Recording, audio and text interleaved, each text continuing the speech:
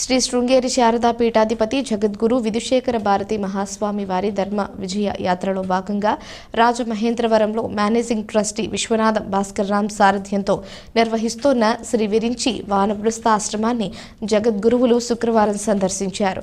విరించి వానప్రస్థ ఆశ్రమం ద్వారా అందిస్తున్న సేవలను ప్రశంసించారు.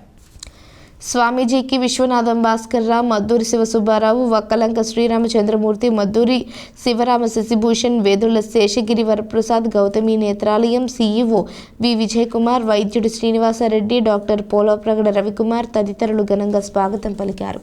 అర్చకులు పూర్ణ కుంభంతో స్వాగతం పలికారు. ఇక్కడ జరిగిన గురువు వందన సభలో స్వామీజీ అనుగ్రహ భాషణం చేశారు.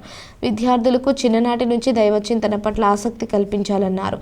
పెద్దయ్యాక భక్తి ఎలాగో వంట పడుతుందని, అయితే చిన్ననాటి నుంచి దేవుడిపై శ్రద్ధ పెంచాలని సూచించారు.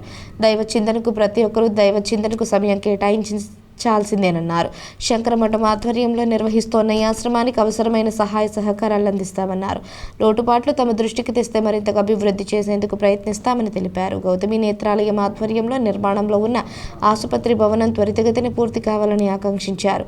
నిర్మాణ ప్రాంతాన్ని కూడా ఆయన సందర్శించారు. అనంతరం అక్కడే గౌతమి నేత్రాలయం ఆధ్వర్యంలో స్వామివారి ఆశీస్సులతో పిల్లల అంధత్వ నివారణ, ప్రపంచ శాంతి కాంక్షిస్తూ నిర్వహిస్తోన్న మహాపాశుపతి రుద్ర హోమాన్ని దర్శించుకున్నారు. వేద పండితుల మంత్రోచ్చరణ నడుమ మహాపూర్ణాహుతి స్వామివారి చేతుల మీదుగా జరిగింది. అక్కడ జరిగిన నేత్రవైద్య శిబిరాన్ని స్వామీజీ సందర్శించారు. చిన్నారులకు ఆశీర్వచనం అందజేశారు. భక్తులు భారీగా తరలి వచ్చారు.